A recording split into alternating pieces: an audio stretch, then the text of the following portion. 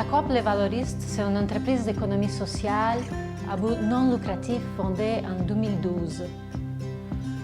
L'entreprise, c'est essentiellement un centre de tri spécialisé dans les retours de contenants consignés.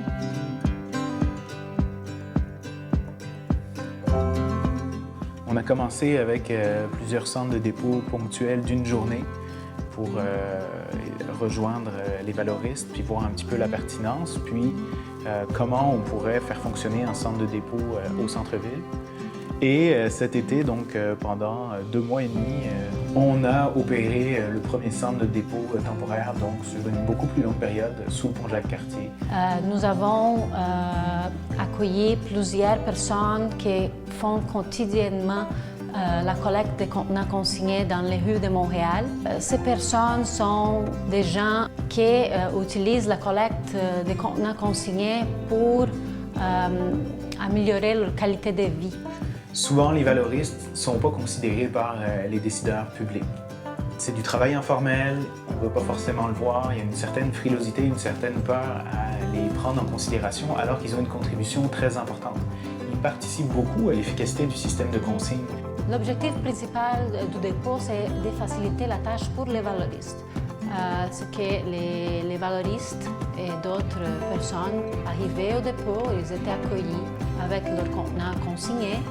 Ils déposaient les contenants dans une piscine de métal et de plastique et les bouteilles en vitre dans des boîtes. On les comptait, on préparait un reçu, puis on les donnait les reçus avec les quantités finales, puis ils allaient dans la cabine où était notre caissière pour se faire rembourser.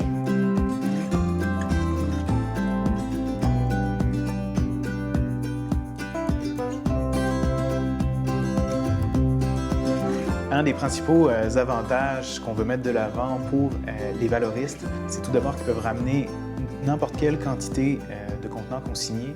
Tous les types de contenants consignés, ils n'ont pas à marcher dans 7-8 détaillants différents pour être capables de retourner tous leurs contenants. Ils sont accueillis dans un lieu où ils sont les bienvenus, avec un sourire. C'est pas l'anonymat d'une machine de retour.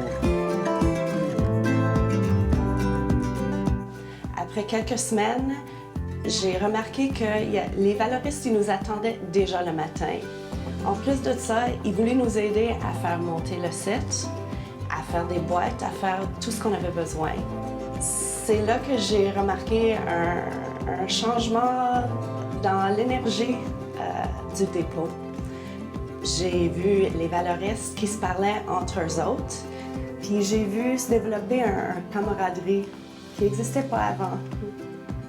En effet, ce qu'on voit, c'est que les gens vont parfois chercher des revenus qui peuvent être non négligeables, faire une grande différence dans leur vie, parfois même peut-être les empêcher de tomber dans des situations d'itinérance. Donc tous ces bénéfices doivent être aussi mis de l'avant au moment où on doit, par exemple, comme c'est le cas actuellement, comparer la collecte sélective avec le système de consigne.